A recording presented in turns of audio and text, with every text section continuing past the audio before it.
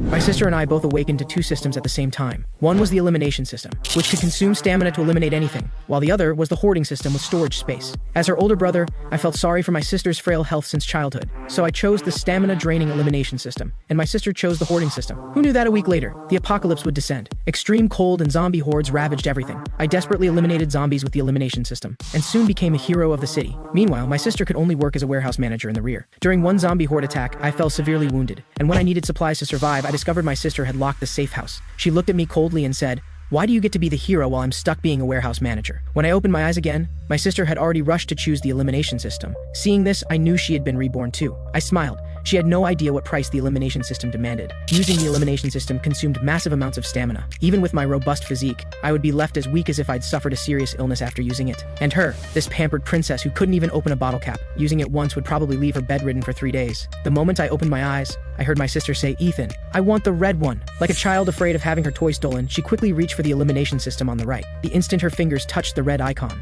an ecstatic smile spread across her face. In this life, it's my turn to be the hero everyone admires. Then she looked back at me with eyes full of smugness and contempt. "Foolish brother, you don't know yet, do you? I've taken the strongest ability. In this life, you'll be the one begging me." I leisurely walked toward the abandoned hoarding system. "Chloe, are you sure you want that one? It looks like a combat type. Very tough work." Having obtained what she thought was a divine ability, Chloe was inflated with ego. She flipped her hair and said with feigned maturity, "Ethan, I've thought it through. You've protected me all my life, so this time let me protect you. I'll handle all the fighting and dirty work. That golden one is probably just storage space, perfect for someone meticulous like you. You can handle logistics? Protect me?" I sneered inwardly. She wants to turn me into her tool too.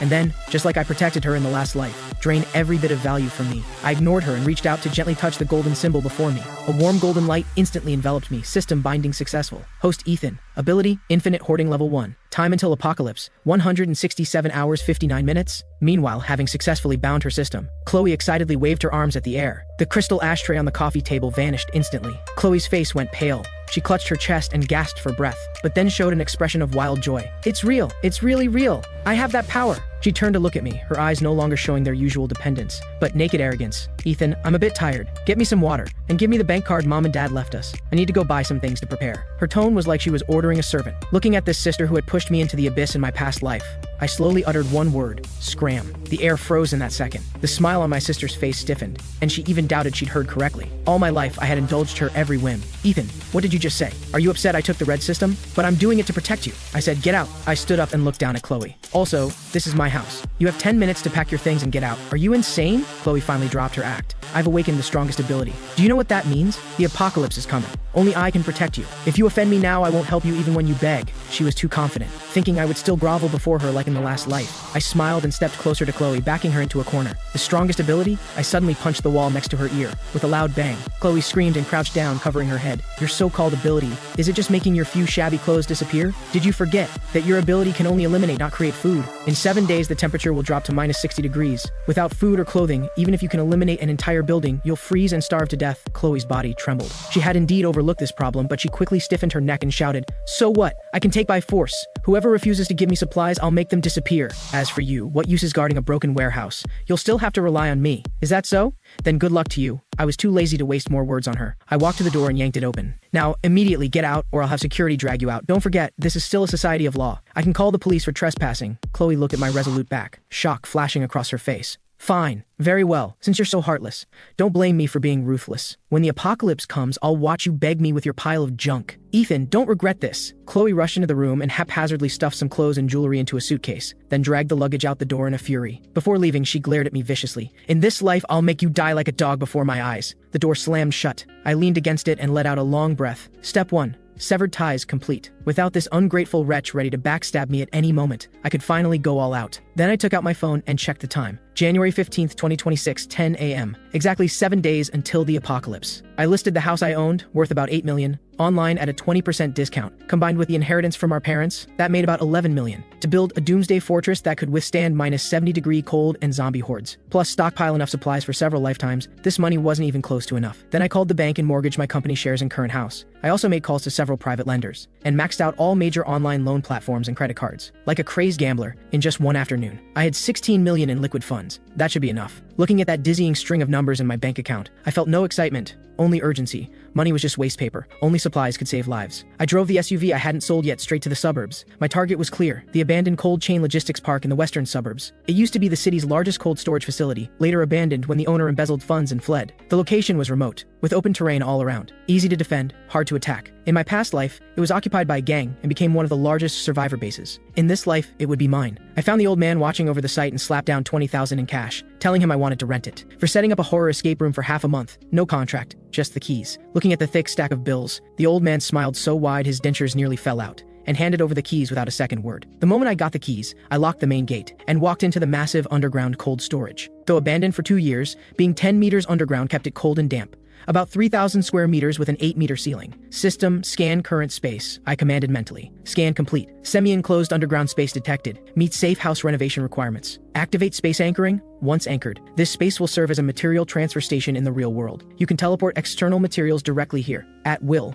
and release materials from system space here. Anchor. Location secured. Next, to fill it, I drove straight to the city's largest agricultural wholesale market and went on a shopping spree. My frenzied purchasing caused a sensation throughout the wholesale market. A mysterious young man buying wholesale like he was hoarding for doomsday even caught the attention of market management. But I had my story ready. I told them. This was annual supply stockpiling for several large mines in remote mountain areas, and with the mountains about to be sealed off, everything had to be ready in the next few days. In this age where money paves the way, as long as the money was right, no matter how ridiculous the excuse, someone would help you make it work. As night fell, the first batch of heavy trucks loaded with supplies rolled into the abandoned western suburbs factory. After all the workers unloaded and left, I locked the iron gate again. The vast cold storage was filled with supplies piled like small mountains. I walked to the mountain of rice piled 5 meters high, raised my hand, and placed my palm on the bottom bag store. Instantly, the 50 tons of rice vanished into thin air. I closed my eyes and entered the system space with my consciousness. In that infinite white space, 50 tons of rice floated quietly in midair, maintaining the stacked shape from before. Here, time stood still. Even after 100 years, this rice would cook up as fresh as ever. Awesome! This feeling of having everything in my grasp, controlling it all, was intoxicating. But this was just the beginning. In minus 60-degree cold without a heat source, this food would be frozen solid as rocks. I contacted friends to buy 10,000 tons of smokeless coal and diesel, along with solar panels and generators. With 7 days left, I needed not only to stockpile enough food for 10 lifetimes in this cold storage, but also transform it into a climate-controlled fortress that even a nuclear bomb couldn't breach. Just then, my phone buzzed with a message from Khloe. It was a photo of her and her senior Ryan sitting in an upscale French restaurant. Poor brother. After being kicked out, are you eating instant noodles now? Ryan and I are celebrating our new life. If you kneel and beg me now, I might consider sharing a piece of bread with you. I looked at the screen, a mocking smile on my lips. Eat up.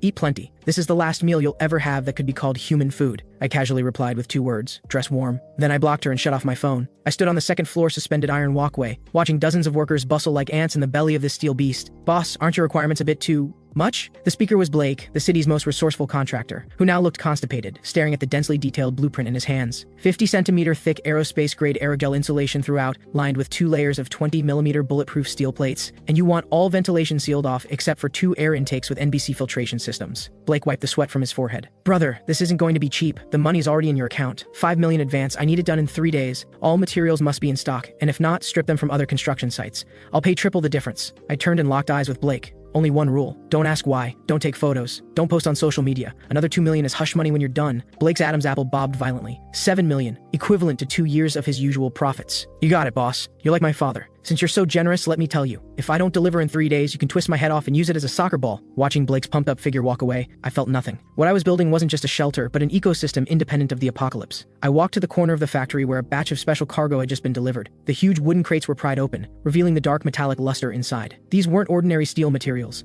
but high-voltage electric fence generators and military-grade blast-proof glass obtained through special channels. In the early apocalypse, the most terrifying thing wasn't zombies but human nature. When hunger and cold turned people into beasts, ordinary roll-up doors were as fragile as paper before mobs. System, store all these building materials and adjust their positions according to the blueprint. During the workers' dinner break, I lightly touched the heavy blast-proof glass, and dozens of tons of materials vanished instantly. Then under the system's precise control, seamlessly embedded themselves into the skylight positions at the top of the factory. As the last construction vehicle drove away, the massive iron gate slowly closed. Standing in the center of this steel fortress that was completely mine, looking at the room full of supplies piled like mountains, not enough. Far from enough. I checked my phone balance. Less than 500,000 left. My purchasing power through legitimate channels was exhausted. Next came the night of $0 shopping. 2 a.m. at the East Harbor Bonded Logistics Center. This was the city's largest import-export distribution hub, with tens of thousands of shipping containers stacked like building blocks at the docks, filled with premium goods from around the world. That night, I practically emptied half the bonded zone's high-value warehouses, until a slight stabbing pain in my brain warned me of mental energy overuse. I reluctantly stopped. Just as I was about to leave, a sudden roar of engines shattered the night silence. several black modified SUVs roared into the port, stopping in front of a concealed warehouse not far away. The car doors opened, and a dozen tattooed thugs got out. A bald man in the lead was loudly berating his subordinates. "Move the stuff, hurry up. Dragon said this shipment must be moved tonight." The authorities have been watching closely. The boxes they were moving bore prominent hazardous material warnings. I narrowed my eyes and activated the system's long-range scanning. Scan results: TNT explosives, detonators, industrial nitric acid, munitions. My heart skipped a beat. This was a smuggling point for the Black Shark Gang, the largest local criminal organization. Looking at that TNT that could not only blow up zombies but breach any defensive fortification, I licked my lips. This is a gift delivered right to my door. With these explosives, I'll have my final trump card. Since I'd stumbled upon it, I wouldn't be polite. I quietly used the system space's properties to circle to the back of the warehouse, and placed my hand on the thin color steel plate wall. This distance was perfectly within the system's collection range. System, lock onto all explosives inside the warehouse and collect them all. The thugs moving cargo inside only saw a flash, and the heavy boxes in their hands suddenly vanished. The air suddenly went silent. Over a dozen gang members stood frozen, carrying positions, gripping empty air, staring at each other bewildered. Holy shit, where are the boxes? This is insane. Dragon, we have a problem. The goods are gone, all gone. The bald leader rushed over and stared at the empty warehouse, his expression shifting from fury to terror to existential crisis. Who did this? Get out here. He drew his pistol and waved it wildly at the air. By then, I had already used the chaos to scale the port's perimeter wall and vanished into the night. 24-hour countdown. The city on its last day remained bustling, no one knowing this was the old world's final twilight. The meteorological station issued a blue cold wave warning, forecasting a temperature drop of 10 to 15 degrees tomorrow. Nobody took it seriously. At most, they'd wear an extra layer of long underwear. I didn't go out again, staying in the western suburbs fortress doing final checks. All doors and windows had been welded shut, leaving only one main entrance. I opened my phone one last time to check social media. Khloe had posted an update an hour ago. Though winter is coming, my heart is warm. Thanks for the surprise, Ryan. The future is bright. Some people can just rot with their dirty money. I smiled brilliantly. I liked it, then commented, "Enjoy it while you can." Just then, the drizzle outside suddenly stopped. Immediately after, a ping-pong ball-sized hailstone slammed heavily against the blast-proof glass. Then came the second, the third. Hail poured down like bullets. Following that came howling winds, and temperatures plummeted. An emergency news alert popped up on my phone screen. Breaking news! Due to a superpolar vortex, global temperatures will plunge 50 degrees in the next 3 hours. All citizens return home immediately. Immediately. This is not a drill. The apocalypse had arrived. In just 10 minutes, the world outside changed color. The road surface froze over with thick black ice in an incredibly short time. A dozen cars collided, instantly bursting into flames. But before the flames could spread, the extreme cold suppressed them, freezing them in an eerie state. People inside the cars tried desperately to push open the doors, but they were frozen shut. Someone smashed a car window and climbed out, but the moment they touched the outside air, it was like all their heat was drained. Their movements instantly stiffened, their terrified expression frozen on their face, turning into a lifelike ice sculpture. The indoor thermometer showed the outside temperature had dropped below minus 30 degrees and was still falling at 1 degree per minute. Inside the safe house, the temperature held steady at 24 degrees. I took off my jacket, wearing only a thin t-shirt, and popped a perfectly seared piece of Wagyu into my mouth. Comfortable. Meanwhile, in a high-end apartment downtown, Khloe wrapped herself in her newly bought cashmere blanket, still shivering uncontrollably. Just now, the entire complex's heating system had collapsed due to burst pipes, and the temperature inside had dropped to minus 5 degrees. Though not yet fatal, for the pampered Khloe, this was already hell. "Ryan, think of something. We're going to freeze to death." She pushed Ryan beside her. Ryan was also freezing badly, frantically layering all his clothes on.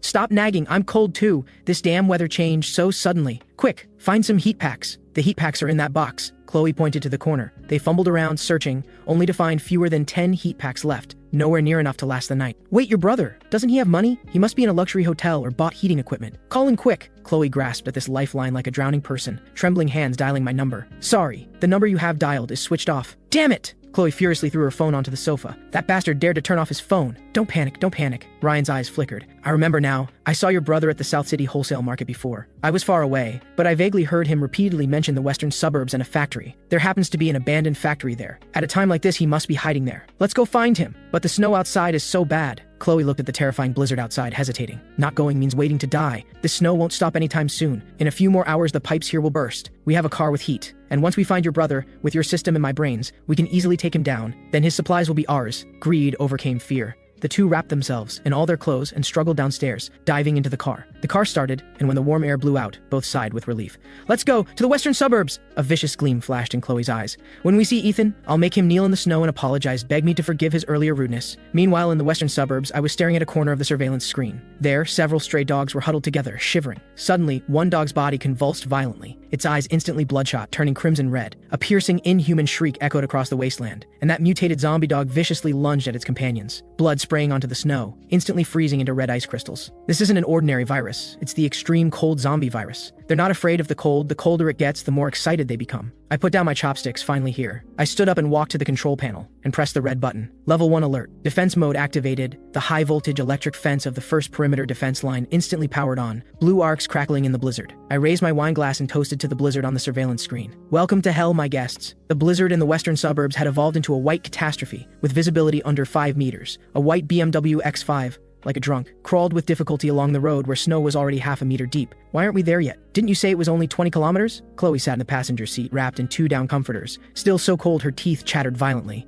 Don't nag. Ryan's hands on the steering wheel had lost all feeling, covered in purple-blue frostbite. The GPS says it's just ahead. Damn it, I can't see the road at all. A crisp crack, and the car body suddenly sank, then stalled completely. The undercarriage was stuck on a hard chunk of ice in the middle of the road. The car's broken! Ryan desperately pounded the steering wheel, but his hand hit the ice-hard leather cover, making him grimace in pain. What? Khloe screamed. Do you want me to die here? Ryan, you useless piece of— Shut up! If you're so capable, you drive. Ryan exploded too, survival instinct overpowering his usual pretense. Get out. That dark shadow ahead should be the factory. We'll walk. The two had no other choice now. Staying in the car meant freezing to death. They wrapped the comforters tight and stumbled into the blizzard like 2 clumsy penguins. They felt like their lungs were freezing, every breath a slow torture. 500 meters, usually a few minutes walk, took them a full half hour. When that steel beast of an abandoned factory appeared before them, the two practically crawled on their knees to the main gate. But the sight before them left them stunned. This wasn't an abandoned factory, this was clearly a steel fortress. The originally dilapidated red brick walls were completely covered with silver-gray metal plates. Khloe rushed to the massive solid steel gate, frantically pounding on the door. Ethan, I know you're in there. Open the door. Ethan, it's Khloe. I'm freezing to death. Please let me in. Ethan, it's Ryan. We're family. How can you leave us to die? The two shouted themselves hoarse, but their voices were quickly swallowed by the howling wind. Inside, I sat on a massive leather sofa,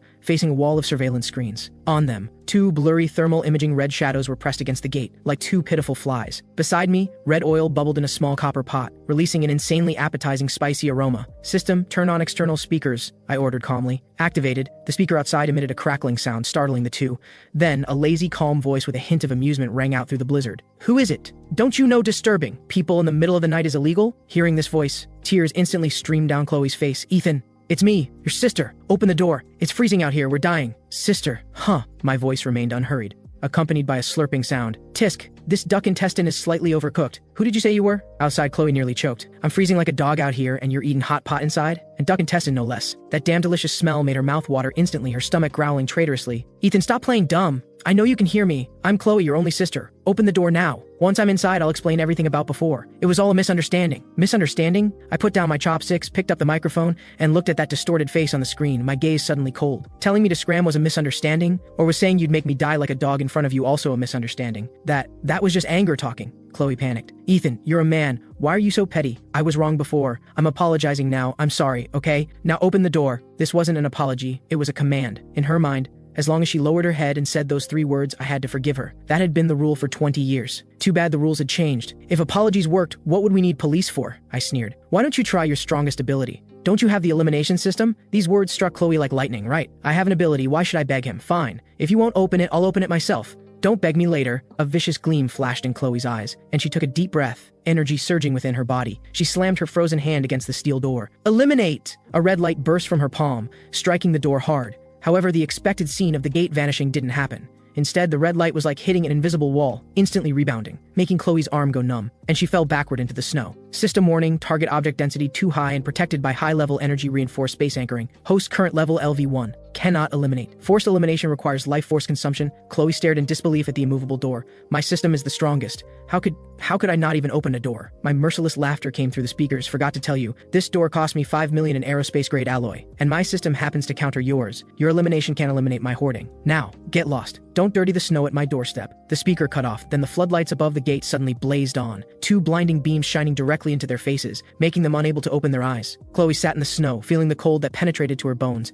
staring at that door that would never open, experiencing for the first time what true despair felt like. Half an hour passed. Khloe and Ryan hadn't left. Because the car was broken, they could only huddle in a wind-sheltered alcove by the factory gate. What do we do? I can't feel my feet. Khloe's lips had turned dark purple, her eyelashes covered in ice crystals. Ryan was even worse off. He'd given Khloe one of his few pieces of clothing, and now his whole body shook violently, his eyes beginning to glaze over. Don't sleep. If you sleep, you won't wake up. Just then, from above, an aroma so rich it could make your soul leave your body wafted out. The two laboriously lifted their heads. Want some? I stood on the second-floor terrace, holding the unfinished bowl of hot pot. Ethan, please, just give me a sip, just one sip of hot soup. Ryan finally broke down, kneeling in the snow and kowtowing frantically upward. I even taught you basketball before. For old time's sake, save me. I chuckled and casually picked up a piece of freshly cooked fatty beef. When you locked me outside, before, did you talk about old times then? I released my hand, and that piece of steaming, oil-dripping beef fell in front of the two, into the dirty snow.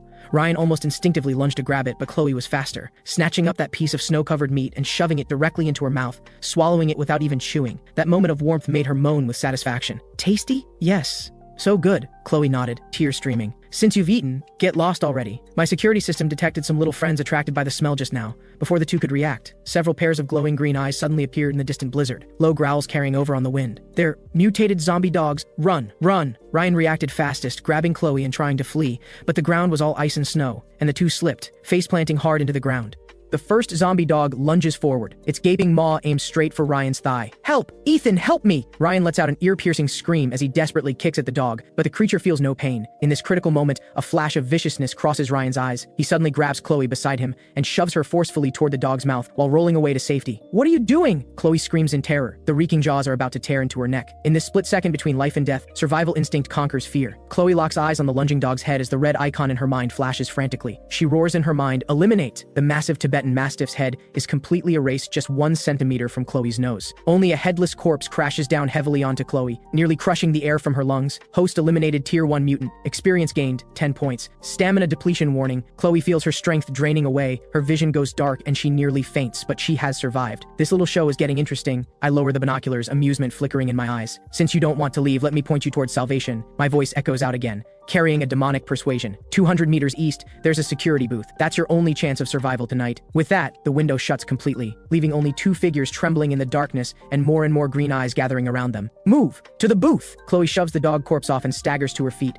She doesn't even glance at Ryan. She remembers that shove. In the final second before the zombie hounds close in, both of them scramble desperately toward the dilapidated security booth. The booth is tiny and drafty. They barely manage to block the windows with discarded planks and old newspapers. Khloe, are you okay? Ryan edges closer, trying to take her hand with a flattering smile. Just now, I was trying to push the dog away, not you. Don't misunderstand. After that ordeal, her innocent facade finally cracks, revealing the selfish, cold nature beneath. Don't think I don't know what's in your head. Ryan, from now on, if you dare lay another hand on me, I'll make your head disappear just like that dog's. Ryan freezes, a flash of resentment in his eyes, but he quickly masks it. He knows Khloe now wields that terrifying elimination system. Killing him would be effortless for her. He can only endure. Meanwhile, in the safe house, I hold a tablet in my hands. Though the public network is down, my military-grade satellite receiver still picks up global signals. News from around the world scrolls across the screen. Emergency announcement for the Eastern region. The government has activated the highest-level emergency protocol. Official shelters nationwide are now open. Survivors, please proceed to the nearest location. City shelter location. East District Sports Center. Shelter 7. I stare at those coordinates. In my past life,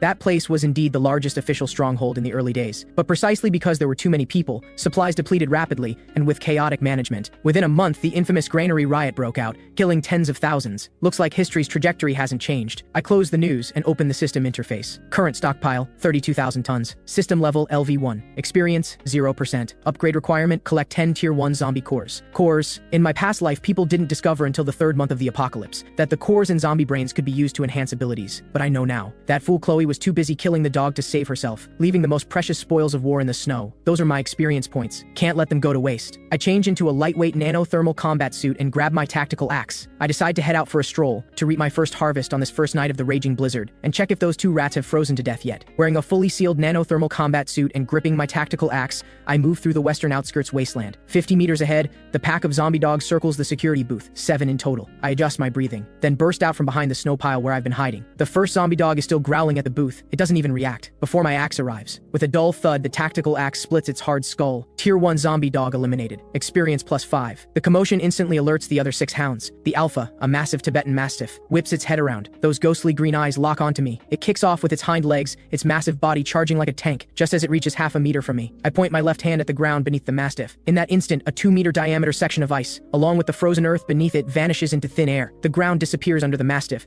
and it plunges straight down. Strike while you're down. I leap into the pit right after it. My tactical axe arcs through the air and cleaves brutally into the Mastiff's vulnerable neck joint. A grotesque dog head rolls away. Elite mutant compound eliminated. Experience plus 20. Item dropped, tier 1 power core. The light surges through me. I crouch down and, suppressing my disgust, rummage through the mastiff's skull. Soon I pull out a fingernail-sized crystal emitting a faint red glow. This is the hardest currency of the apocalypse. The core, the source of zombie power, and the key to human evolution. The remaining 5 zombie dogs above bark frantically but don't dare descend into the pit. I look up with a cruel smile. Don't rush. One by one, you're all my experience points. With a thought, I retrieve a modified nail gun from my system space. For the next 5 minutes, I stand at the bottom of the pit like I'm at target practice. Battle over. I climb out and search every corpse. Luck is on my side. The 7 dogs yielded 3 cores total. The system experience bar has risen to 45%. I toss the cores into my space and walk toward the security booth. It's empty inside, only messy footprints and a line carved into the wall with fingernails. Ethan, you'll pay for this. Heh, quite the survivor, aren't you? I sneer dismissively. I'm not worried about what these 2 insignificant pawns can do. In this apocalypse, living is often more painful than dying. Since they've gone to the official shelter, let them enjoy their rewards there. That's the real living hell. I turn and leave, my silhouette disappearing into the blizzard. This outing confirms one thing. In this world where all rules have collapsed, as long as you're ruthless and strong enough, this place is my playground, and my next target is Central Hospital downtown. Not only zombies await there, but also the antiviral serum I desperately need. While it can't cure the zombie virus, it can treat common flu and infections, crucial in the early stages. Meanwhile, at the East District Sports Center, the place has been converted into a temporary shelter. Thousands of survivors crowd at the entrance. Cries, curses, and pleas for help blend into chaos. Armed soldiers maintain order with tense expressions. Don't push. Form a line. Temperature check required. Anyone with wounds, immediate isolation. Supplies are limited. 1 bowl of porridge per person per day. Want more? Join the search and rescue team. Khloe and Ryan blend into the crowd, utterly disheveled. Halt! What do you think you're doing? A soldier blocks the 2 trying to cut in line. I'm an awakened! Khloe clutches at this lifeline, frantically waving her hands and shouting, I have powers!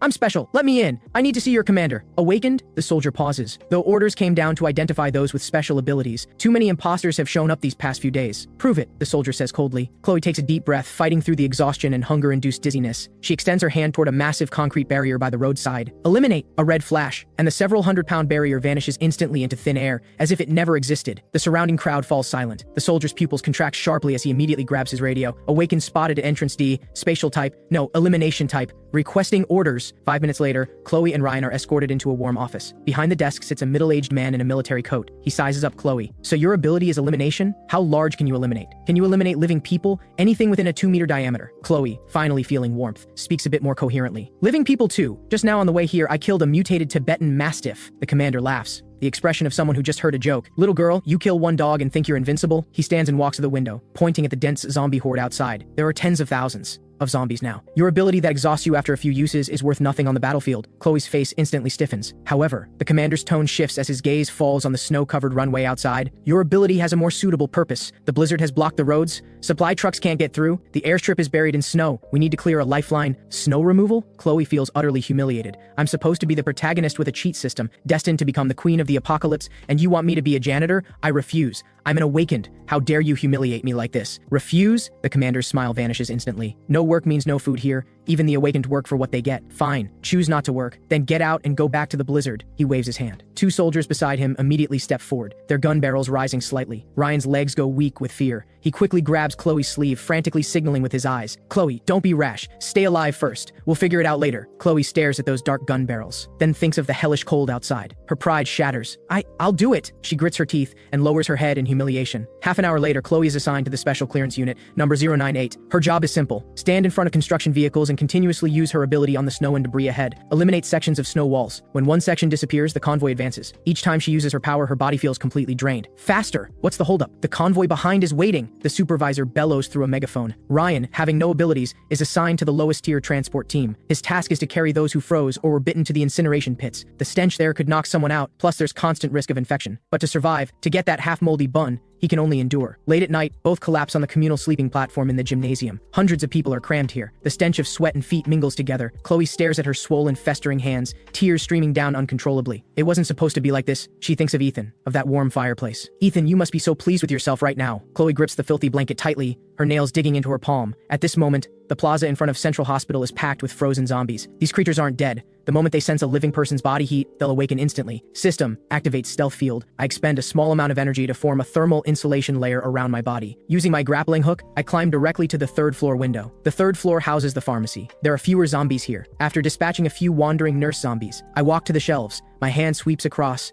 and row after row of medicines vanish instantly. Halfway through my sweep, intense gunfire erupts from downstairs. I move to the window and look down. 2 modified armored vehicles ram through the hospital gates. 7 or 8 fully armed thugs are spraying gunfire at zombies. The vehicles bear the emblem of a black shark. Black Shark Gang? These guys again. Seems they've also realized the importance of medicine and came to loot under cover of night. What a coincidence, I chuckle coldly. I'm in no hurry to leave. Instead, I settle into a comfortable position by the window to watch the show below. The Black Shark Gang's firepower is fierce. They quickly clear a path and head straight for the lobby elevators. The gunfire is too loud. Not just the zombies in the plaza. Even zombies from several surrounding blocks are drawn here. Just as the Black Shark Gang rushes into the lobby, the floor suddenly explodes. A massive zombie over 3 meters tall with rippling muscles bursts up from below. Tier 2 mutant, Titan, power type. My pupils constrict slightly. A tier 2 mutant already? What the hell? What is that thing? The Black Shark Gang members are terrified. Several AKs open fire simultaneously. The bullets hit the Titan but only splash tiny blood blooms. The Titan roars, casually grabs an abandoned gurney nearby and hurls it like a frisbee. 2 Black Shark Gang members are instantly pulverized. The scene descends into chaos.